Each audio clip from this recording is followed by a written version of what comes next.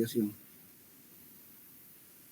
Antes que nada, vamos a hablar sobre la importancia que tiene justamente ver la diferencia que existe entre un asentamiento ordinario o un asentamiento por consolidación.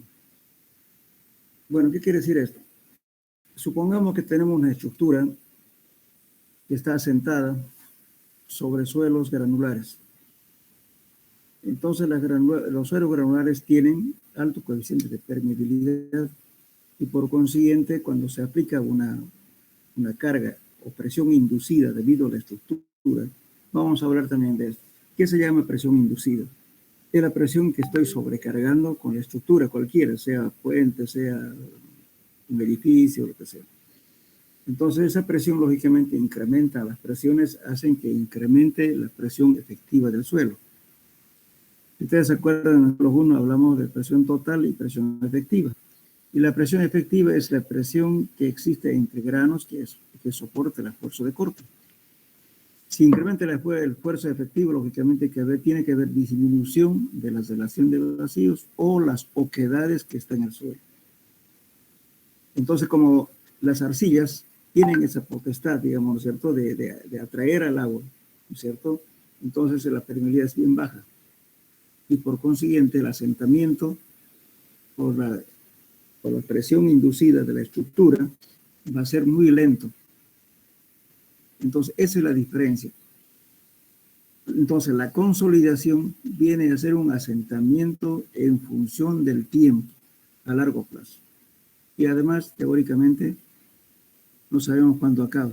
Se dice que no se acaba nunca. Sin embargo, un asentamiento ordinario, como en el caso de los suelos granulares, eso es rápido. Cuestión de, inclusive si estamos haciendo una estructura, posiblemente todo el asentamiento ya se dé en el instante donde ya estamos aplicando, digamos, toda la estructura de obra bruta, digamos así. El asentamiento es rápido, pero en estos casos de las arcillas no ocurre así. Cuanto más fino sea la arcilla, sean arcillas coloidales, el tiempo es mayor, porque hay mayor abstracción molecular entre partículas de agua con las partículas de arcilla. Bien, entonces, justamente el asentamiento por consolidación hay que tener cuidado porque los problemas vienen posterior. Porque si ustedes hacen una estructura, por ejemplo, ¿no es cierto? Supongamos que un suelo donde tengamos en un edificio a un lado que tenga mayor espesor de arcilla blanda, entonces va a tener asentamiento justamente de ese lado. Entonces va a haber una inclinación del asentamiento, perdón, del edificio. Y si tenemos un asentamiento central en la parte, digamos, supongamos que haya un suelo muy malo en la parte central del edificio, pues ¿qué va a pasar? Va a haber un asentamiento justamente en la parte central.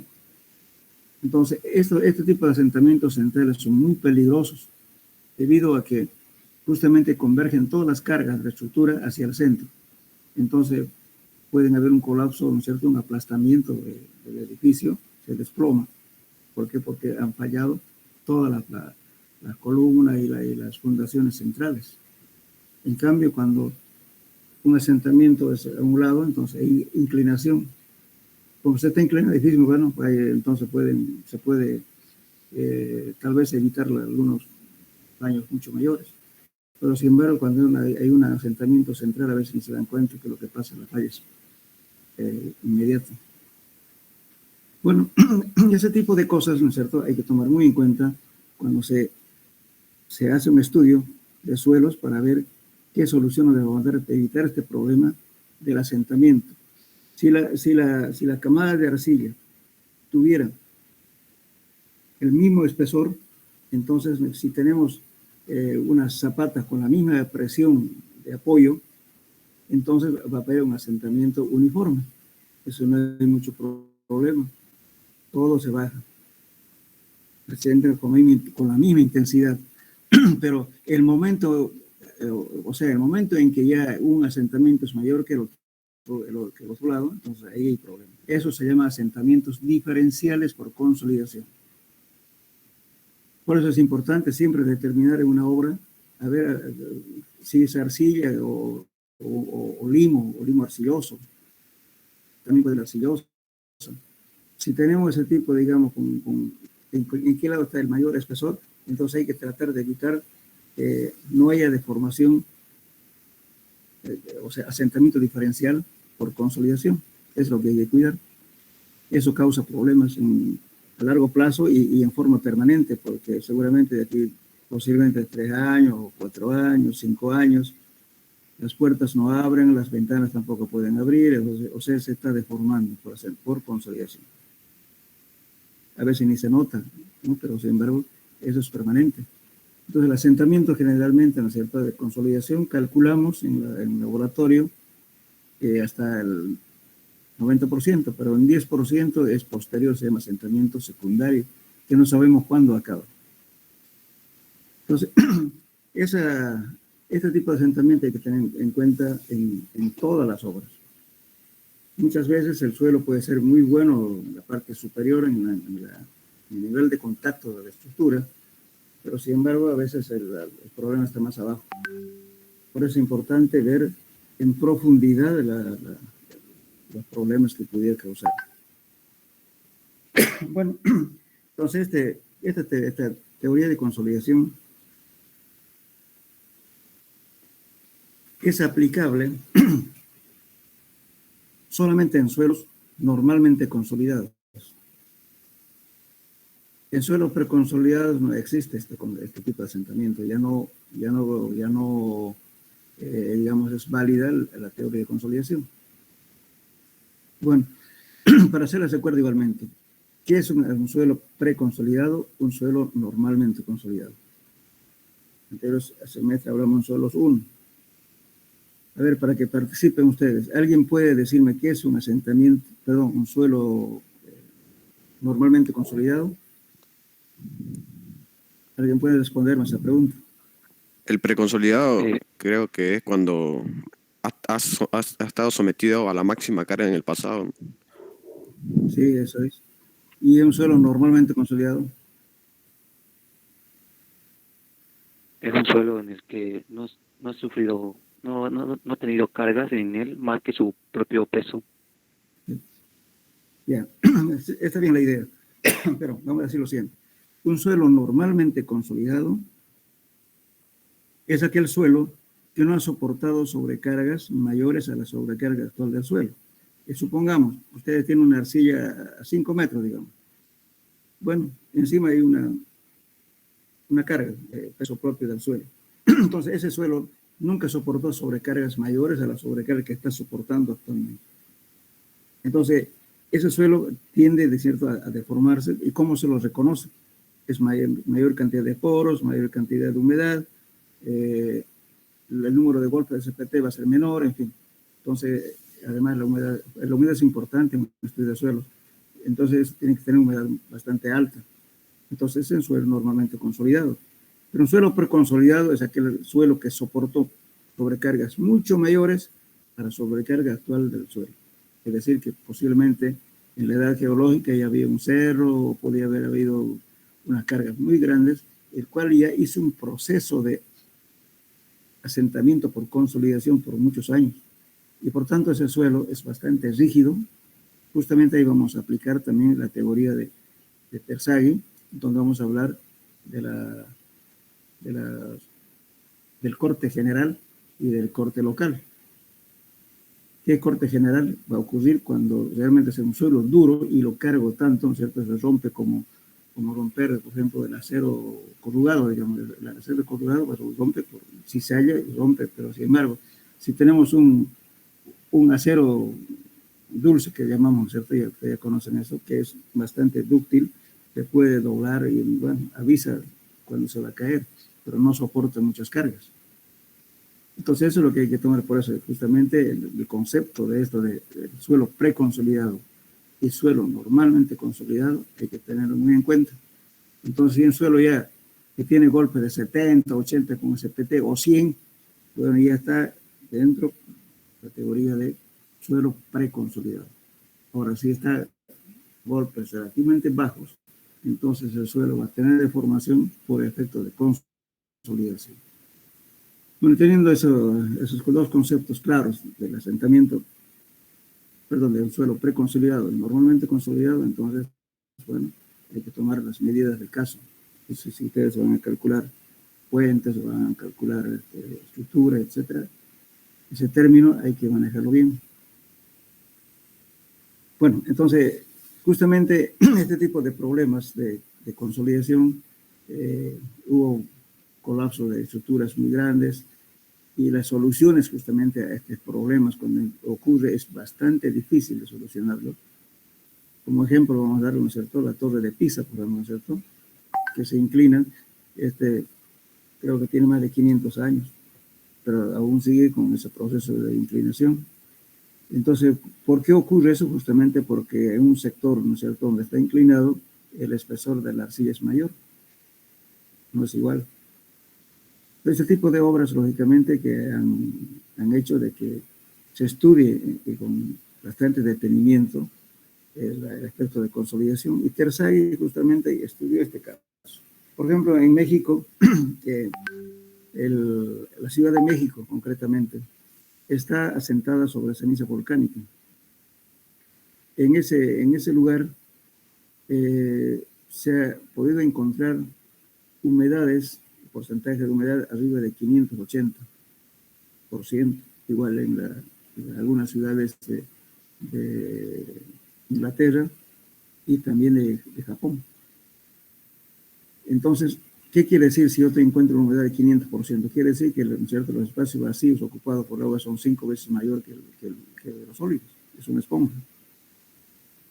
Entonces, en México ocurría eso. Por ejemplo, por año había asentamientos hasta de 25 centímetros. Entonces, ¿qué se hizo? Se prohibió terminantemente la extracción del agua. ¿Por qué? Porque justamente la extracción del agua contribuía a que los poros se reduzcan con mucho más rapidez, y por tanto había un asentamiento. Por eso los mexicanos, por ejemplo, son bastante, ¿cómo voy a decir? Conocen mucho sobre este asunto, inclusive hay estructuras, ¿no es cierto?, autoportantes que controlan el asentamiento del edificio mediante pilotes. Y han hecho, justamente hay un tal, creo que es Ramírez, el autor de hacer, por ejemplo, las fundaciones tipo cajón. Supongamos que nosotros hacemos una excavación, suponiendo que es una arcilla. La arcilla, no sé si ustedes excavan 3 metros, digamos, de profundidad, y sacan la tierra, están sacando un gran peso, ¿verdad? Porque suponiendo que el peso específico del suelo sea 1.6, digamos. Entonces, ¿qué quiere decir eso? Son 1.600 kilos por metro cúbico. Entonces, si sacan esa tierra, bueno, están sacando un peso. Entonces, ¿qué es lo que hacen estos tipos? Agarran, ¿no es cierto?, hacen celdas de hormigón, huecas, y sobre eso fundan en celdas. Y justamente estas fundaciones reemplaza, el peso de la estructura, perdón, reemplaza a la tierra que se está sacando. Entonces el asentamiento no ocurre, porque solamente lo que está haciendo es reemplazarse el peso que sacó del suelo, y está reemplazando con el peso de la estructura. Ustedes que ven en la última parte de este libro de Carlos Crespo Villalaz, hay justamente la teoría de esto que está bastante detallada.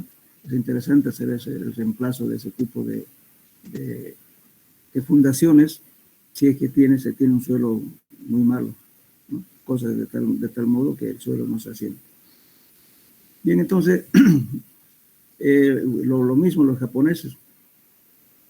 Los japoneses son los que más estudian, por ejemplo, igual los británicos, porque tienen problemas justamente de asentamientos por consolidación. La ciudad de Londres, por ejemplo, tiene casi unos 70, 80 metros de arcilla. En América Latina, uno de los problemas que más tiene justamente son la cuenca amazónica. Nosotros pertenecemos ahí a la cuenca amazónica. En la confluencia del río Amazonas, entonces todos los sedimentos que se ha llevado, ¿no es cierto?, son arcillas. Entonces la ciudad de Pará, por ejemplo, o de Belén, perdón, de Belén de Pará, perdón, está sobre unos 70, 80 metros de arcilla. Allá en esa ciudad, lógicamente, se utilizan pilotas, inclusive pilotas de madera, cosa que nosotros no usamos aquí, pero allá sí usan edificios bastante grandes. Y justamente yo manejo la teoría, digamos, no la teoría, sino que algunas fórmulas que hizo el Marqués de Ubirajara. Vive justamente en Belén de Pará. Entonces, casi toda la conformación estratigráfica y composiciones químicas de nuestros suelos son similares a eso. Entonces, no, por eso es muy importante cuando hablamos de suelos, no es lo mismo suelos de La Paz, Cochabamba o Santa Cruz, porque inclusive hay que ver la parte química, los componentes químicos de un suelo de un lugar a otro son diferentes. Entonces, por ejemplo, ese autor, como le digo, de Ubirajara, está dentro de la cuenca amazónica y todos sus estudios lo ha hecho ahí. Bien, entonces este tipo de problemas que surgió, entonces hizo que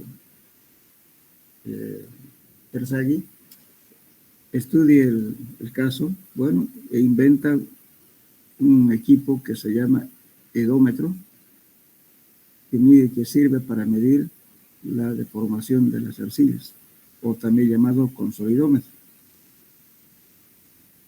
Entonces se hicieron ya algunas teorías justamente parte de ahí y que es lo que vamos a ver en este tema. Entonces este es un equipo llamado edómetro o consolidómetro. Entonces esto justamente fue inventado por Terzaghi. Fíjense en qué consiste este equipo para medir las deformaciones por consolidación.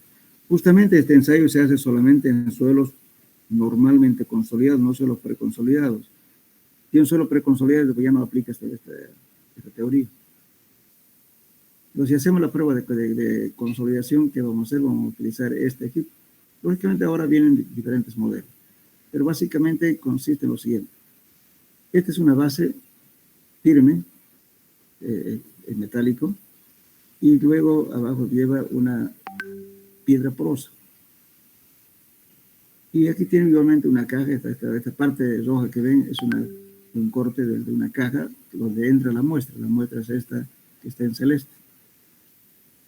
Entonces esta muestra entra aquí y luego lógicamente está apoyado sobre una placa porosa, ¿no es cierto? Finalmente es una piedra porosa. Y encima también se pone una piedra porosa y luego una placa metálica y el aplicador de carga. Bueno, generalmente acá se coloca una pequeña bolita, ya sea esférica o también de esta forma. ¿Por qué la intención de colocar eso? Para que las cargas no sean excéntricas, sino que la carga puntual siempre cargue y tenga la misma intensidad en toda la placa, en toda la muestra. Bien, aparte de eso, ¿no es cierto? Estamos midiendo justamente una deformación, se la coloca sobre esta placa. Este elemento que ven aquí en color celeste, ese es el aplicador de carga. Yo le puedo poner peso aquí, unas pesas para que me aplique una presión y me produzca asentamiento en esta muestra. También voy a medir además la deformación que se está produciendo para cada incremento de carga. La deformación voy a medirlo, ¿no es cierto?, en los primeros minutos, o sea, la proporcionalidad de medir el tiempo es de la siguiente manera. 1 minuto, 2 minutos, 4 minutos, vamos duplicando el tiempo. 8, 16, 20, etcétera, ¿no? Durante el tiempo que sea necesario para medir la carga hasta que esta deformación ya no se produzca y luego otra vez incrementamos la carga. Lógicamente se aplica la carga hasta la presión que uno espera cargar. Supongamos que una edificación le transmita a ustedes 2 kilos por centímetro cuadrado sobre el estrato de arcilla. Entonces ustedes tienen que duplicar la carga, es decir, tienen que llegar a 4 kilos por centímetro cuadrado. Entonces con esto vamos a ir determinando, con esta deformación vamos a ir determinando la variación de relación de vacíos en cada instante, en cada tiempo. Es importantísimo en un ensayo de edómetro. es que se mide el tiempo de formación, tiempo de formación, tiempo de formación. Entonces, con eso nos permite hacer varias gráficas que nos va a permitir predecir que una estructura, el tiempo de consolidación en X años.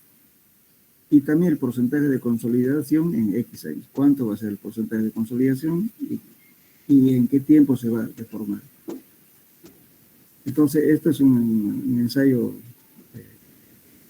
que hay que ser bastante minucioso. Por eso, cuando se hace el ensayo, en lo posible, tiene que estar aislado para que no haya vibraciones, y también el control del tiempo y de formación es importante, porque con eso vamos a hacer todas las gráficas que nos va a permitir determinar parámetros para hacer los cálculos. Entonces, lógicamente hay otros ya sofisticados, ¿no? Diferentes formas ya que los fabricantes han hecho. Pero esto ha sido un modelo típico lo que de Tersage. Bueno, la deformación que estamos viendo acá, justamente con el equipo que estamos viendo, fíjense aquí, deformación unitaria. ¿Qué es? La deformación del espécimen entre la altura total, eso nos da la deformación unitaria. Y aquí es el incremento de carga. Estamos hablando siempre de la presión efectiva. Entonces, nos va a dar haciendo variar para encontrar la gráfica de la deformación unitaria versus incremento de carga, nos va a dar esta casi una recta. Y lo mismo aquí podemos también variar, determinar para cada incremento de carga y el tiempo, relación de vacíos que va variando. Y lógicamente aquí está el incremento de carga, que es la presión efectiva.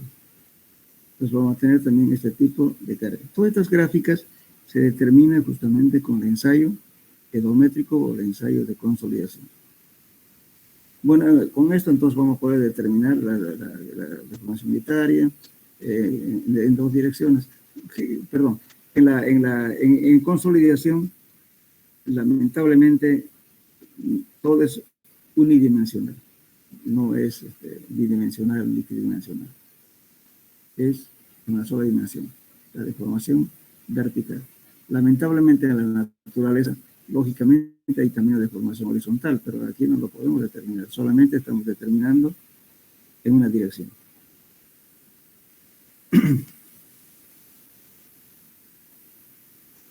Bien, entonces aquí podemos ver, por ejemplo, más o menos comparando este asentamiento, nos permite calcular el asentamiento en suelo. Fíjense, esto es una muestra que vamos a llevar en el laboratorio y vamos a hacer el ensayo. Entonces, ¿qué determinamos aquí? Primeramente aquí está la parte sólida y aquí están el suelo, o sea, los poros. Entonces tenemos el volumen de la masa es igual a 1, que estamos tomando como un valor unitario, más relación de vacíos. Esta relación de vacíos inicial. Siempre se trabaja con muestras inalteradas. Entonces, aplicando la carga vamos a tener este delta E. Entonces, haciendo similitud con lo que va a ocurrir en el campo, es esto. Entonces tenemos la altura total de la muestra y cuando se aplique la carga va a haber un delta H. Entonces hacemos esta relación. Delta H, este delta H es AE, al delta E en laboratorio. H total, que es esta altura total de la muestra, es equivalente a este 1 más E. Entonces, haciendo esta igualdad, lo que ocurre en el campo y lo que ocurre en el laboratorio, nos va a permitir calcular el delta H. Entonces, este delta H podemos hacer para cada incremento de carga. Entonces, vamos a tener un asentamiento en cada incremento de carga. Bien, luego podemos sacar otras relaciones, por ejemplo, ¿no es cierto? Por ejemplo, acá, M sub E. Pues vamos a calcular una deformación volumétrica, ¿no? Vamos a leer un poco aquí. La pendiente de la curva es una medida de la compresibilidad del suelo. O sea, cuanto más pendiente tenga el suelo, entonces mayor es la velocidad. Pero en este caso, si nosotros vemos esta gráfica, aquí vamos a ver, muchos autores trabajan en escala logarítmica o también trabajan en escala natural, pero normalmente trabajan en escala logarítmica. Semilogarítmica, diríamos aquí. Aquí está logarítmica y aquí escala natural. Entonces aquí tenemos relación de vacíos. Entonces, ¿qué nos está indicando? Fíjense. Si yo hago un ensayo de consolidación, voy a tener esta curva roja. Eso se llama extensión virgen. Eso significa de que una vez que voy cargando, si no hay ninguna descarga en el transcurso del tiempo, entonces esta gráfica se va a ocurrir así, como ven acá. Pero ¿qué ocurre en un momento determinado? Yo hice descarga, como en este punto. Entonces voy a tener una descompresión. Desde aquí va a tender a subir otra vez. Pero el momento en que aplique otra vez la carga, ya esta deformación en esta curva de recompresión ya no sigue la misma curva. Es otra. Entonces, bueno, aquí tenemos una curva, ¿no es cierto?, de compresión o tensión virgen, curva de descompresión y curva de recompresión. Entonces, ¿por qué está ocurriendo este cambio? ¿Por qué si yo incremento con la misma intensidad de carga ya no me sigue la misma línea que tenía que seguirme aquí? Entonces aquí estamos viendo justamente que la deformación del suelo no es, ¿cómo puedo decir? Tiene un valor remanente, no vuelve a su posición natural. Justamente aquí podemos ver, ¿no es cierto?, que es la tixotropía de las arcillas.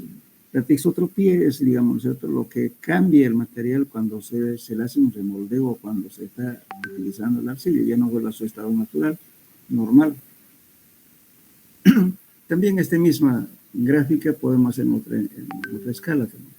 Lo tenemos justamente aquí. Ahora, teóricamente, ¿qué hacemos?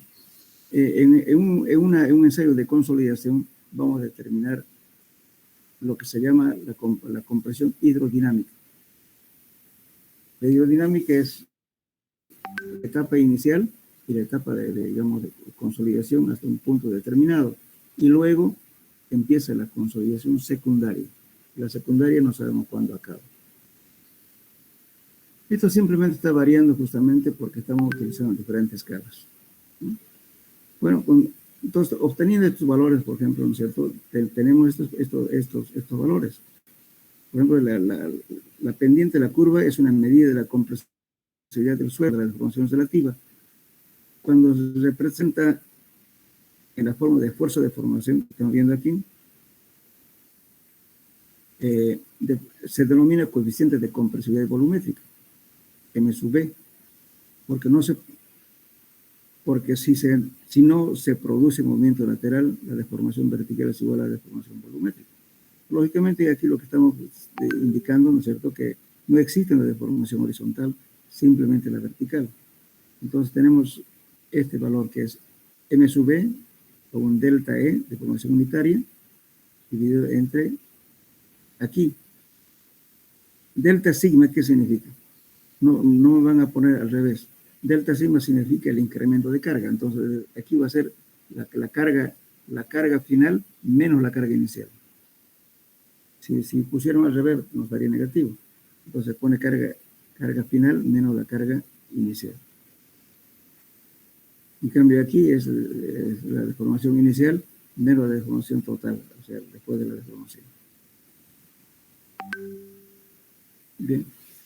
También otra expresión que se determina se llama el módulo de deformación, o sea, en este caso vamos a tener coeficiente de compresibilidad, que es A sub B. El A sub B nos determina un delta E, o sea, este es de relación de vacíos inicial menos de relación de vacíos final. Aquí va a ser incremento de carga inicial menos el incremento de carga final. Eso también equivale a M sub B, que ya vimos anteriormente, compresibilidad volumétrica, 1 más E. Entonces, con eso calculamos que aquí está la seguridad de vacío inicial menos la relación de vacíos final. Esta es la presión efectiva final menos la inicial. Entonces, o sea, con todos los valores justamente del ensayo de consolidación sacamos estos valores, ¿no?, para hacer algunos cálculos. Por ejemplo, este valor de aquí equivale justamente a la velocidad de la deformación. Cuanto más sea grande esto, quiere decir que la deformación es más rápida. ¿Y dónde va a poder más rápido? Justamente cuando los suelos son más tienen partículas mucho menores y es más poroso. Bien, bueno, entonces tenemos una ecuación también. Esta es posteriormente, pues después vamos a ver la ecuación, estos valores para la compresión secundaria. No, primeramente veremos esta cosa. Bueno, aquí tenemos los mecanismos de compresión, ¿no es cierto? No sé si es bueno leerlo. El mecanismo de compresión del suelo influye varios fenómenos. De mayor importancia en la roca y en los suelos no cohesivos. Por eso es importante, por ejemplo, determinar, vamos a ver después, cuando queramos determinar, por ejemplo, el porcentaje de consolidación, hay que ver si yo tengo un estrato de arcilla, está en el medio de la arena, entonces tengo dos caras permeables. El agua puede subir por el estrato arenoso de arriba y también de abajo. Pero ¿qué pasa si yo tengo una arcilla apoyada en roca y arriba tengo arena? Y tengo solamente una cara permeable, ¿verdad? Entonces toda esta cuestión también influye justamente en los cálculos. No es lo mismo que tenga yo dos estratos por donde salga el agua y el otro tengo solamente un lado. Entonces por eso es importante ver cuántas caras son permeables para aplicar las fórmulas. Entonces, el mecanismo de compresión del suelo influye en varios fenómenos de mayor importancia en la roca y en los suelos no cohesivos, orgánicos y micáceos. Dice, y probablemente hasta cierto punto en las arcillas. Es la flexión y distorsión de la fase sólida. Es mayormente elástico y la compresión que se produce es reversible. Después, lógicamente, que aquí, para que ocurra justamente la deformación secundaria, algunos dicen, ¿no es cierto?, que puede existir la fractura de los sólidos, pero eso es muy relativo porque hasta ahora no se ha demostrado eso. Por eso es que la deformación secundaria, los autores dicen que nunca acaba, un tiempo después. Entonces, los cálculos que se hacen de consolidación es solamente hasta el 90%, y no 100%. Eso 10% se lo deja para después, que no sabemos dónde acaba. Bien. Después tenemos, bueno, lo van a leer un poco con más detalle, pues no toda la teoría que está ahí. Hablamos ahora de complejidad de los suelos y de las rocas. Bueno, también las rocas, por ejemplo, no solamente, digamos, la consolidación puede ocurrir en suelos totalmente arcillosos. Puede también ocurrir en suelos que son micáceos o rocas muy fracturadas, y rocas también relativamente que no son duras, que con incremento de carga pueden romperse, también se produce esa deformación. Por eso en la mecánica de rocas también, ¿no es cierto?, cuando las rocas son bastante fracturadas, hay que tomar coeficientes de seguridad bastante altos. Y nunca decirle, por ejemplo, si sacamos de un espécimen de roca, un pedazo, un RQD, es cuando tiene partículas son iguales o mayores a 10 centímetros. Pero de lo que yo perforé, digamos, 1 metro con el equipo y solamente recuperé 10 centímetros, ¿qué significa? Solamente la recuperación del 10% y 90% está disgregado. Entonces, como el material está hecho totalmente destrozado, entonces mi coeficiente de seguridad es alto. Tengo que poner por lo menos entre 20, 25, 27 de coeficiente de seguridad al ensayo del valor que le haga a la compresión el espécimen. Supongamos esa roca me dé 50 kilos por centímetro cuadrado. Pues no le puedo decir al calculista, asiente como que a ese material una presión de 50 por centímetro cuadrado. No puedo decir eso.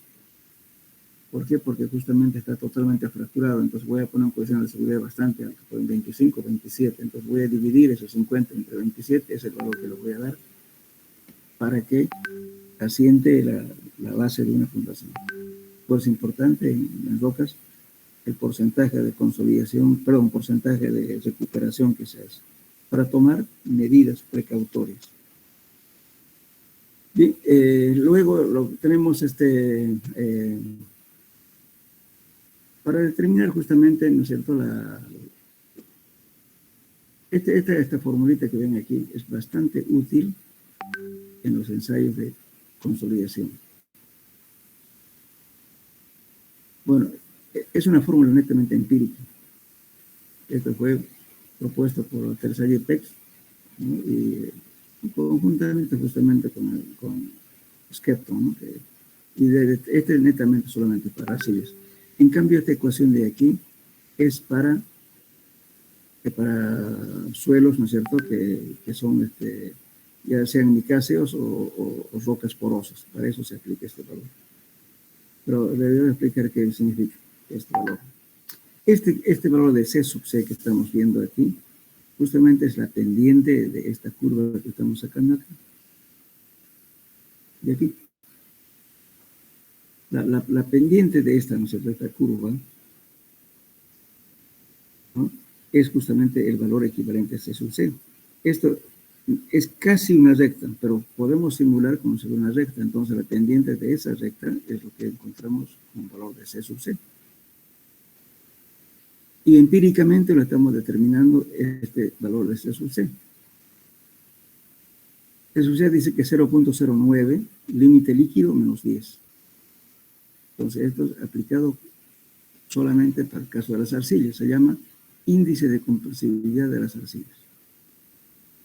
Bueno, ¿y para qué sirve eso? Después les voy a indicar en qué parte se utiliza para determinar el asentamiento por consolidación de esta ecuación. Lógicamente, en vez de hacer ensayo de consolidación, yo voy a hacer un ensayo de límite líquido. Y voy a determinar relación de vacíos. Y voy a determinar el peso específico del suelo para calcular la presión efectiva. Entonces ahí entra justamente este valor. Lógicamente este límite líquido hay que hacerlo muy bien. Ustedes ya, en suelo 1 ya vieron. Hay una forma de aplicar una fórmula y hacer un solo ensayo el límite líquido. Pero también hay otros métodos, ¿no es cierto?, que exige que se haga la gráfica. Haciendo variar el número de golpes y la humedad nos va a dar una recta. Y el equivalente a los 25 golpes, la humedad que corresponde a los 25 golpes es el límite líquido. Eso es lo más exacto que hacer empíricamente. Entonces, este es el valor del límite líquido, pero bien hecho, porque es empírico. Y con eso determinamos el índice de compresibilidad de las arcillas. Este índice de compresibilidad, digo que es para rocas porosas o suelos muy micáceos. Entonces, este valor, esta es la relación de vacío que se puede determinar de un suelo. Y este es una constante que varía entre 0,2 a 0,8. Por ejemplo, dice, es una constante que varía de 0,2 para rocas porosas hasta 0,8 para rocas muy micáceas. O sea, si el suelo tiene harta mica, entonces este parámetro de A es más grande, 0,8. Y si es roca, se supone 0,2.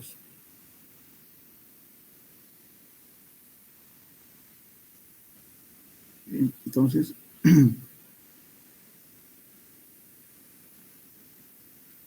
toda esta parte que ven acá, van a leerlo ustedes, por favor, para tener un poquito más entender el tema, porque si nos ponemos a leer va a ser bastante, vamos a perder tiempo. Bueno, lo que podemos ver, por ejemplo, ahora, el comportamiento, por ejemplo, ¿no es cierto?, de un suelo de plasticidad baja o moderada y suelos preconsolidados, son diferentes. Por ejemplo, esta arcilla preconsolidada de plasticidad baja, ¿no? Entonces, la deformación generalmente va a ser así. En cambio, cuando una arcilla es bastante blanda, la deformación es este tipo. Estamos haciendo varias qué cosas, relación de vacíos versus presión.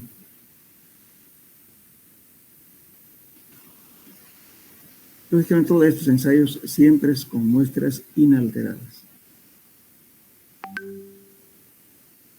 Ahora,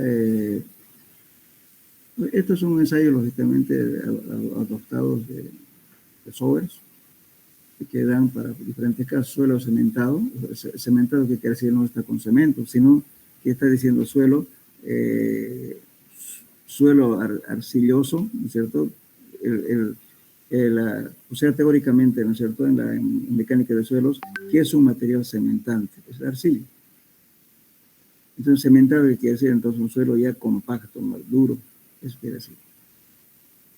Entonces, ese suelo es parcialmente saturado, entonces va a dar esta deformación de la curva, ¿no es cierto?, haciendo variar la relación de vacíos versus incremento de carga. Y cuando la arcilla es muy plástica, entonces esta curva es diferente. En cambio, fíjense aquí, viene aquí, versus en cambio acá, es diferente.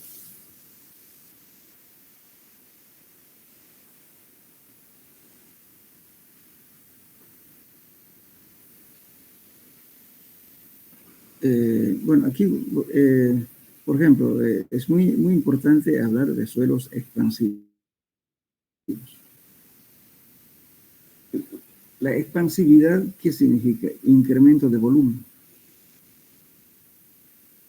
Eso o sea, la presión de expansión, de hinchamiento es bastante grande. Aquí vamos a decir lo siguiente. Para poder medir la presión de hinchamiento, se utiliza un ensayo al revés del equipo de consolidación. Se llama el equipo de Lambe. Entonces, el Lambe lo que hace, ¿no es cierto?, pone una arcilla natural, inalterada, y le incrementa agua. Y estamos midiendo qué presión va ejerciendo, ¿no es cierto?, esa arcilla, y se sigue hinchando. Entonces vamos a determinar la presión de hinchamiento. Es al revés. En cambio, el ensayo de consolidación, ¿qué es? Estamos cargando y estamos viendo la deformación aplicando la carga de compresión. En cambio, el otro es de expansión. Entonces, eso se mide con el equipo de Lambe. Creo que el equipo de Lambe. Bien, entonces, los suelos expansivos es bastante comprometedor en una estructura. Por eso les decía en suelos 1 que para hacer el ensayo del límite de Atterberg, para determinar la plasticidad de un suelo, la temperatura de secado antes del ensayo es importante, porque podemos alterar, digamos, por ejemplo, si el suelo es expansivo, lógicamente ¿cómo puede decir? La conformación, ¿no es cierto?, química en ese suelo tiene diferentes comportamientos. Pero si yo le pongo ya fuego a alta temperatura, ya le cambié sus iones. Entonces ya esa arcilla ya no es más arcilla expansiva, ya se convierte en arcilla cualquiera. La expansividad en las carreteras, en los edificios, puede producir levantamientos de estructuras, como también deformaciones en las carreteras. Por ejemplo, en Quijarro y Puerto Suárez hay arcillas expansivas. Y bueno, voy a comentar un poco, creo que en suelo 1 ya hablamos también de eso. El aeropuerto de Puerto Suárez tiene 2 etapas. ¿Alguien conoce Puerto Suárez, no es cierto? Hola. Hola, ¿me escuchan? Ese aeropuerto de Puerto Suárez tiene historia. Inicialmente, bueno, el estudio que se hizo, inicialmente eran por unos, ¿cómo se llama? Brasileños. Muy posible, no sé, se equivocaron en el asunto de los límites. Entonces ellos no dijeron que eran arcillas expansivas. Se hizo el aeropuerto, bueno, se hizo sobre el material arcilloso, se colocó un suelo, luego el pavimento. Después de unos años de uso, el aeropuerto empezó a hincharse, deformarse. se convirtió en un suelo, perdón, un pavimento ondulado. Llegó inclusive, si mal no recuerdo, que era hasta 30 centímetros de ondulación, entonces no podía aterrizar ningún avión. Entonces, bueno, había dos opciones, ¿no? Tratar, digamos, de bajar esa deformación, o otro es deshacerlo del aeropuerto. Y cuando se tomó la primera opción, porque en realidad de hacer el aeropuerto es como hacer dos veces el aeropuerto. Hicieron trabajos adicionales con un especialista boliviano en mecánica de suelos, un doctor. ¿Y qué se hizo? Una precarga. Es decir, se hizo perforaciones horizontales debajo de la capa de rodadura del pavimento, ¿no es cierto? Más que todo en la zona de las arcillas. Y se colocó unos tubos perforados horizontalmente con una pendiente determinada y se hicieron canales de captación de agua en los bordes del aeropuerto. Y se colocó carga consistente en arena y suelo del lugar. Y se tuvo un buen tiempo para que se justamente el efecto de consolidación, de asentamiento. Bajó con ese trabajo, operó un buen tiempo, pero después dejó de ser útil y volvió otra vez a producirse deformaciones. Entonces, ¿qué se tuvo que hacer? Sacar la capa de rodadura y cambiar el material expansivo, la arcilla expansiva. Entonces, imagínense, eso es un costo de hacer dos veces el aeropuerto. Entonces, cambió el material, trajeron de otro lugar, cambiaron un buen espesor de material. Bueno, hasta ahora sigue funcionando, estoy hablando más o menos 20 años. Entonces, ese tipo de cosas se tiene mucha importancia. Por ejemplo, a veces la arcilla parece dura, pero cuando adquiere humedad se hincha. Bueno, ya a nosotros nos tocó trabajar justamente en Quijarro, hacer el pavimento de la estación de trenes hasta la frontera, hasta el puente. Lógicamente ahí también había esas arcillas expansivas. Cuando nos vieron que nosotros sacábamos todo el material de ahí, dije, bueno, decía la arcilla dura, no pasa nada, bueno, había muchos críticos. Entonces lo que hicimos fue sacarlo totalmente, esa parte. Bueno, ahora se echó el pavimento, hasta ahora sigue durando, no le pasa nada. Justamente, ¿por qué? Porque se sacó las arcillas expansivas. Entonces las arcillas expansivas es, como le digo, se puede medir la expansividad de las arcillas. Entonces, hay ensayos. A ver, en este semestre voy a tratar como trabajo de investigación, voy a darles cómo se determina la expansión de las arcillas. Hay ensayos, no son difíciles, se puede determinar los ensayos de expansividad, cosa que nosotros no estamos acostumbrados a eso. Pero por lo menos cuando se hace esto, hay que ver los límites de contracción. Cuando los límites de contracción son bastante altos, entonces también puede ser que sea la arcilla expansiva. Entonces, rara vez le piden a uno si la arcilla es expansiva o no es expansiva, pero hay lugares que tienen arcillas expansivas. Entonces, la expansividad, además de eso, ¿no es cierto? Como le digo, la presión de expansividad es bastante alta y, bueno, a veces lo deforma el pavimento, lo rompe, inclusive una losa así de hormigón. Lo mismo en edificios, ¿no es cierto?, que se deforman en un sector, en el otro no. Entonces hay deformaciones ya no por asentamiento, sino por expansividad. Como también hay arcillas que son dispersivas. ¿Alguien puede decirme qué es una arcilla dispersiva?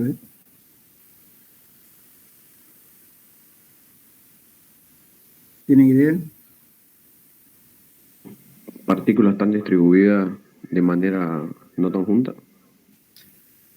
Resulta que la arcilla no siempre actúa de la misma forma todas, sino que, por ejemplo, usted puede ponerle, a ver, si alguna vez ustedes van al parque, ¿cómo es? Al jardín botánico aquí por la carretera Cotoca, más allácito hay un canal, justo en el parque. Y si ustedes se van por esa zona, cuando está seco esa arcilla es relativamente dura, igual que el canal Chivato, es duro, muchas dice de arcilla, y por tanto puede ser un corte, ¿no es cierto? Y no va a pasar nada con la lluvia, justamente ahí se confiaron con eso. Pero ¿qué pasó? Vino la lluvia, resulta que esa arcilla se desintegra, se chorrea, una palabra, como el limo. Entonces pierde totalmente sus cualidades, digamos, de cohesión. Dice, por eso justamente, díganse, varios canales en esta zona del Canal Chivatos, creo por acá, por la Villa de Luján, por ahí. Inclusive en la época de lluvia hubo no hace mucho, toda la arcilla del suelo que había se escurrió y quedaron solamente, digamos, ¿no es cierto?, el pavimento de hormigón y pasaban autos encima como en un puente. Ese es el problema de expansividad, de dispersión de las arcillas. Entonces se escurre. Después pasa un tiempo y otra vez está duro. Muchos se equivocan con hacer, por ejemplo, represas para digamos, embalsamiento de agua, aguas hervidas. Entonces, eso que ocurre cuando ya lo ponen el trabajo de hacer compactarle, que si lo llenan de agua, se va. Por eso es importante en las arcillas ver la expansión y la dispersión. Eso es importante.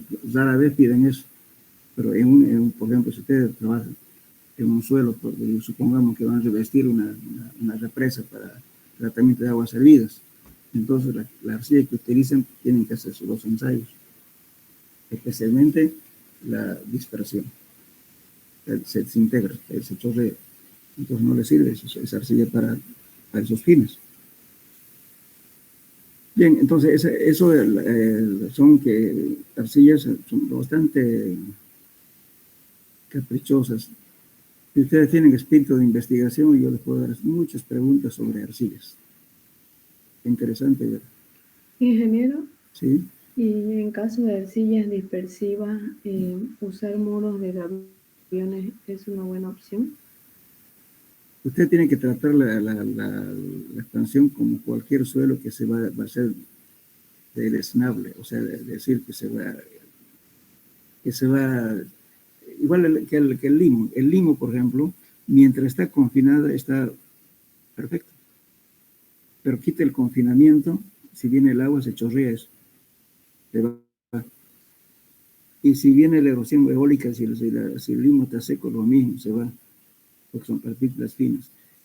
Esta arcilla, lo mismo, habría que tener una protección y una pendiente adecuada, no confiarse en que la arcilla voy a hacerle un ángulo de 90 grados o 70 grados y no va a pasar nada, mentira. Se va a saturar y se chorrea eso, se va. Entonces hay que tener cuidado, por eso se han equivocado en varios canales de hacer este tipo de trabajo. Después de una buena lluvia, fíjense, por ejemplo, en la avenida Bolivia, creo que es por allá, como yendo al Palmar. Varios gaviones, colchonetas, por ejemplo, que vienen ahí. Bueno, entraban los muchachos a jugar por ahí, por detrás de las placas de hormigón. ¿Por qué? Porque no había suelo, o sea, estaba al aire. Y justamente se van a fijar ustedes si alguna vez van hacia la planta de gas por los lotes. Se haya construido ya ese canal que era revestido, porque justamente hubo un efecto de erosión lateral. Ahí ahora ya lo han hecho controlado, ya le han puesto geotextil, le han puesto materia granular como dren, etc. Pero antes no estaba así. Entonces quedó parado el hormigón y bueno, después se cayó. Y todas esas zonas, ese tipo de suelo tiene. Estoy hablando de las arcillas. Y los canales que han hecho tuvieron ese problema. Y acá, como le digo, el canal Chivato y otros lugares, ¿no?, que producen, por ejemplo, de la zona de el Jardín Botánico. Contrataron una empresa que hizo el enmayado. Y por ahí hay un canal que pasa. Pasando el canal estaba dentro de los predios del Jardín Botánico. Después de una lluvia, habían cárcavas y los postes, digamos, que estaban sustentando a la malla, varios se cayeron. Entonces, bueno, la alcaldía tomó medidas, ¿no es cierto?, de que la obra estaba mal hecha. Y la obra no estaba mal hecha, estaba bien diseñada y bien hecha, pero se habían olvidado de que ese suelo no era bueno como para colocar un poste. Entonces, ¿qué pasó? Después de las lluvias, donde había una pequeña herida, digamos, en el suelo, sí, se hizo como una cueva que se fue yendo por abajo. Y lógicamente los postes que estaban sustentando las mallas se cayó en alguna parte. Entonces, justamente se tuvo que hacer un estudio para evaluar cuál era la causa. Una de las causas era problema de suelo, no era problema constructivo. Lamentablemente no lo hicieron ni siquiera estudio de suelo, porque ¿qué es? Pues poner un poste y ponerle una malla, ¿verdad? Uno dice, va a aguantar, pero no es así. Entonces, se tuvo que hacer una evaluación sobre esos suelos. Eso ocurre en diferentes lugares, por eso siempre en las arcillas, cuando se va a hacer un trabajo, digamos, para revestimiento o alguna cosa así, hay que hacer los ensayos de dispersión. Bueno, ¿alguna pregunta al respecto, jóvenes? Estamos hablando de arcillas, ¿no es cierto? A veces uno dice arcilla, cree que no tiene problemas. Tiene muchos problemas. Por eso es interesante el caso de las arcillas. Sí, ingeniero, yo tengo una pregunta, una A duda, ver. ¿no es cierto? Es interesante que decían hace rato sobre las arcillas, pero llega el caso de que hace rato usted también dijo de que si, o sea, donde tenemos la profundidad de desplante, ¿no? Donde se va a sentar la fundación, tenemos una arcilla, va a ocasionar un asentamiento uniforme, ¿no? Si no me equivoco, así dijo. Pero, ¿qué pasaría, digamos, de que si tuviera, digamos, en presencia del agua? Y usted sabe muy bien de que la arcilla es un suelo expansivo, ¿no? Esto va a aumentar su volumen, ¿no? Y esto puede ocasionar de que, ¿cómo dijo? Claro, le levanta las estructuras. Justamente en México, en algunos lugares que había en arcilla, le ponían un material especial para absorber justamente la expansividad de las arcillas. No solamente era el problema de asentamiento, también había en expansión.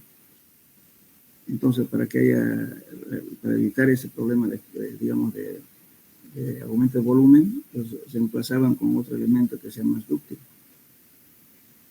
Causa problemas. En las carreteras se ve eso. En las carreteras donde hay arcillas, por ejemplo, ¿cierto? Encima le ponen un material, supongamos a veces 2 metros, 3 metros de terraplén. Pero sin embargo, después de un tiempo, ¿no es cierto?, aparecen ondulaciones. ¿Qué son esas ondulaciones? Expansión. Porque el suelo encima de ese suelo está ya compactado, material adecuado, que se granular, supuestamente no debería haber esas deformaciones, pero sin embargo hay ese problema netamente de expansión. Ahora, otra cosa es que hay hundimiento, eso a veces pasa por acolchonamiento. Por ejemplo, digamos, yo soy enemigo, ¿no es cierto?, de que se haga un estudio cada 100 metros, ¿no?, en las calles. Es una aberración. Y supongamos que usted está haciendo una carretera. Bueno, lo pone en la tierra, todo, pero no ha detectado abajo, no sé por qué material hay. De repente hay una arcilla. En términos de colchón, en mecánica del suelo, ¿por qué le decimos colchón? Justamente cuando usted se sube a su cama, a su colchón, ¿cómo ve usted cuando pisa ahí? A ver, algo, ¿no es cierto?, donde pisa se hunde, pero a los lados se convea. Y también si se mueve, eso va a mover como gelatina. Entonces, el colchón en un suelo no es más que saturación de suelos finos, no en suelos granulares, de suelos finos. Puede ser limo arcilloso o arcilla. Entonces, cuando está saturado hasta agua en los poros, entonces, bueno, se hace el pavimento, no se nota, pero después, cuando empieza, digamos, ¿no es cierto?, a recibir ciertas vibraciones con la carretera, en fin, que con el transcurso del tiempo, el agua se va disipando, se va yendo por los poros. Y por consiguiente, el incremento de las presiones efectivas, la interacción entre granos, hace que haya una disminución del volumen. Al disminuir ese volumen, hay hundimiento. Y después de unos años, usted va a una carretera, de repente viene y va con un tobogán. Y la forma de determinar eso en carretera es sencillo. Antes de colocar el pavimento, se carga un camión de 2 ejes, no en tándem, dos ejes nomás, bien cargado, y usted camine junto al camión.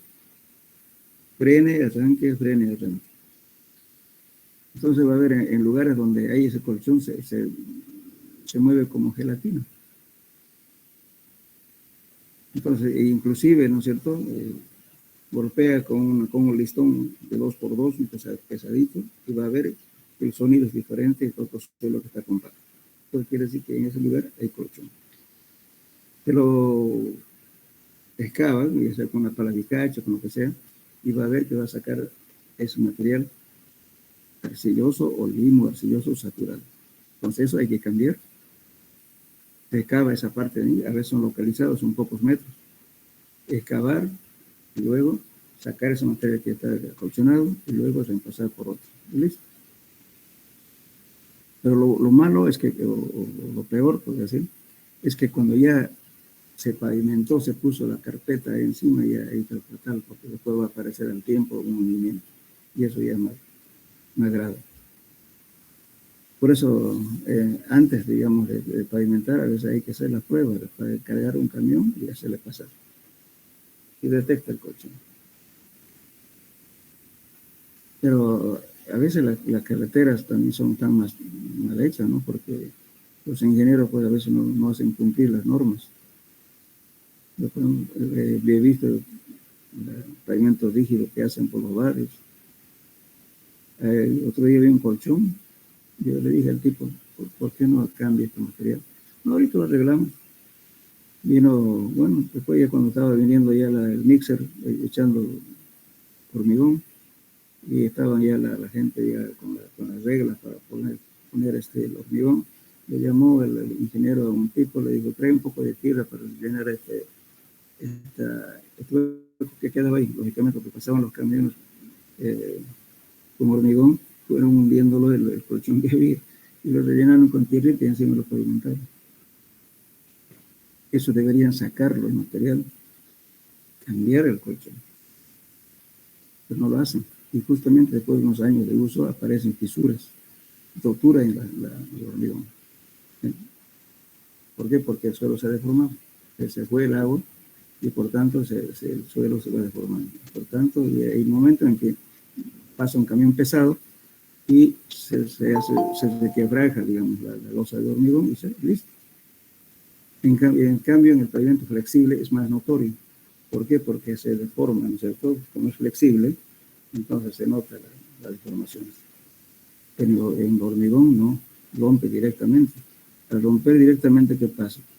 Entra el agua por las fisuras y luego va pasando los vehículos, va saliendo los finos de la losa del hormigón y por consiguiente va quedando más hueco. Va a haber el momento en que va a romper ya la losa en varios pedazos y por tanto ya es un bache. Y eso hay que cambiar, ¿no? Y a veces cuando no hacen el cambio del problema que está surgiendo, en este caso el colchón, ese va a persistir. Después del año hacen otro, después el otro año otra vez reparación. no se hace una reparación definitiva. Pues reemplazan nomás el paño, ¿no es cierto? Pero no ven por qué ha sido el problema de ese, de que ocurrió ahí. El problema está abajo.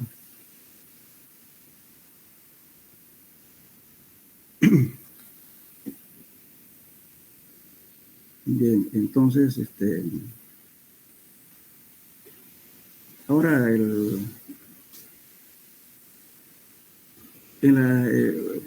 por eso decía que tener mucho cuidado, no solamente, ¿no es cierto?, de los suelos expansivos, y también de todo este tipo, ¿no es cierto? Es muy importante de hacer el que hace el laboratorio en mecánica de suelo para hacer los límites de Atterberg tiene que ser bastante inteligente, conocer el tema. Pero hay otra gente, no, pues directamente lo secan, ¿no? Inclusive a más de 100, 150 grados. En un laboratorio vi que estaban 240 grados de temperatura de secado de las muestras entre los ensayos. Están locos. Y con eso cambia totalmente sus propiedades plásticas. Es como hacer ladrillo por volver otra vez a arcilla, no sé, va a ser difícil. Entonces la temperatura de secado es importante para los ensayos previos a las pruebas, ¿no? El secado antes de las pruebas que se tienen que hacer. Después de eso no hay problema, puede secar si quiere más temperatura.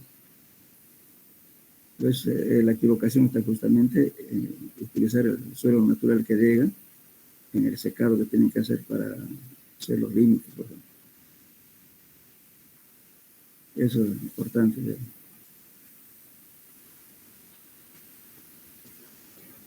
Ya, ahora, también, ¿no es cierto?, ¿por qué puede existir, por ejemplo, ¿no es cierto?, una deformación, por ejemplo, en rocas? En rocas, por ejemplo, el problema, digamos, de la lixiviación sí, es bastante peligroso. ¿Qué es lixiviación? Es la desintegración que se va deformando, ¿no es cierto?, por los fluidos que va pasando por ahí, se va yendo el elemento, pues, claro, digamos, con una baja proporción de sólidos, pero se va. Entonces, por consiguiente, eso va a llegar también a deformar el suelo por problemas de lixiviación.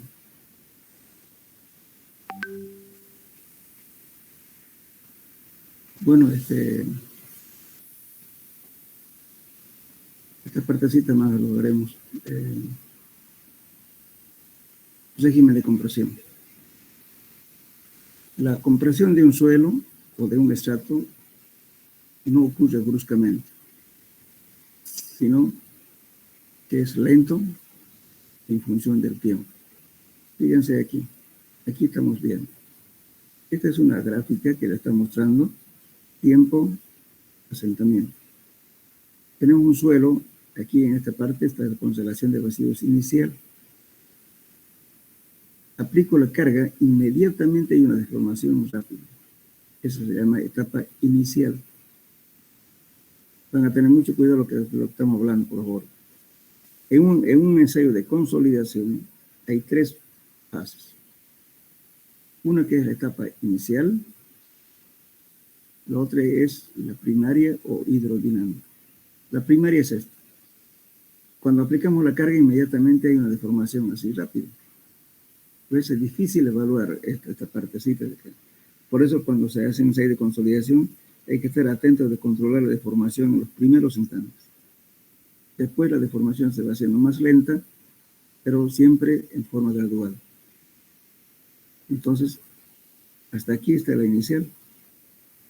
Y de acá viene el asentamiento primario.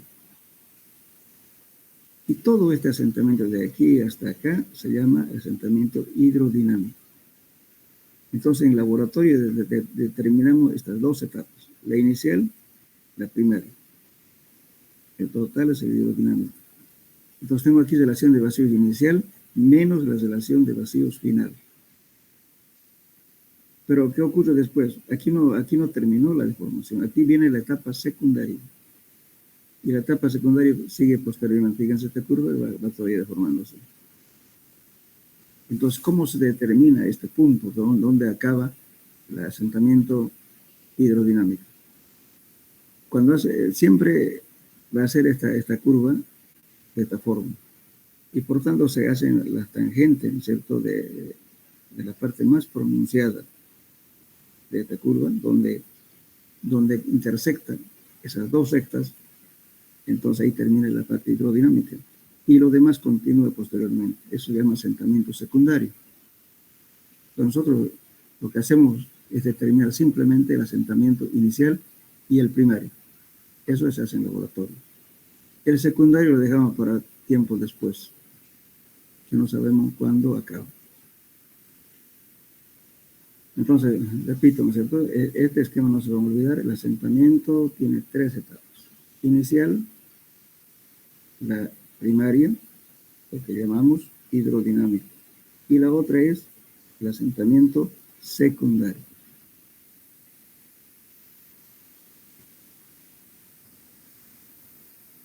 Por esta similitud que estamos haciendo, digamos, con las presiones, cómo sale el agua cuando aplicamos la carga, etc., ¿no? Pero esta gráfica tienen que tener un concepto. Eso es lo que van a ver ustedes cuando hagan ensayo de consolidación. Ven esto. Por eso es importante en el ensayo de consolidación hacer grupos homogéneos y que no hurgue nada la consolidación. A mí varias veces me ocurrió cuando hicimos alguna vez el ensayo de consolidación, resulta que se le pone el edómetro con las pesas así para que aplique la carga, después uno va controlando el tiempo, ¿no es cierto?, 1 minuto, 2 minutos, etc. Y ya cuando la deformación es lenta se lo deja. Y no falta alguien que entraba al laboratorio y, bueno, las pesas que estaban ya agarraban sin necesidad, o lo hurgaban por curioso, las cosas, entonces ya lo arruinan todo el ensayo. Entonces, cuando hago un ensayo de consolidación, no hay que dejar entrar a nadie, solamente el grupo. Si no, sale cualquier cosa.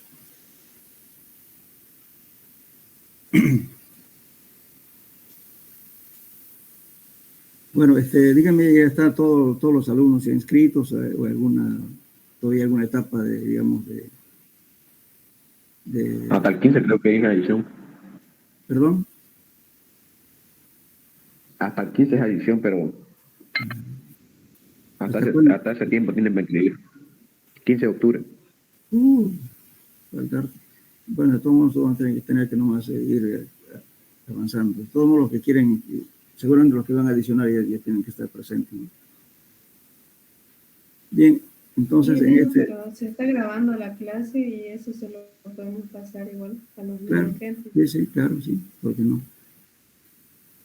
Ya, entonces dejaremos esta clase por hoy. Tengo una consulta médica a las 9 y continuamos la próxima semana. Van a disculpar un retraso. Como les decía, de la primera clase eran 15 minutos de tolerancia, pero creo que hemos estado más de media hora. Ingeniero, ¿el programa analítico usted lo va a enviar? Claro, se lo voy a enviar, lo voy a pasar al auxiliar y se lo va a pasar. Ya está, y ahí mismo está la bibliografía que vamos a emplear también, ¿ya? Gracias. Vamos a terminar este tema y después voy a hacer las preguntas sobre este tema. Algunas cosas vamos a introducir que investiguen un poco de las arcillas, qué son las fuerzas de Van der Leyen, en fin, hay varias cosas interesantes, ¿no? O sea, algunas cosas que pueden hacer ensayos y también les va a interesar de repente ver la estructura misma de la arcilla. Es interesante, es una disciplina a mí me gusta, pero hay que tener tiempo para leer eso. Les voy a hacer unas preguntas para que ustedes se interesen de eso.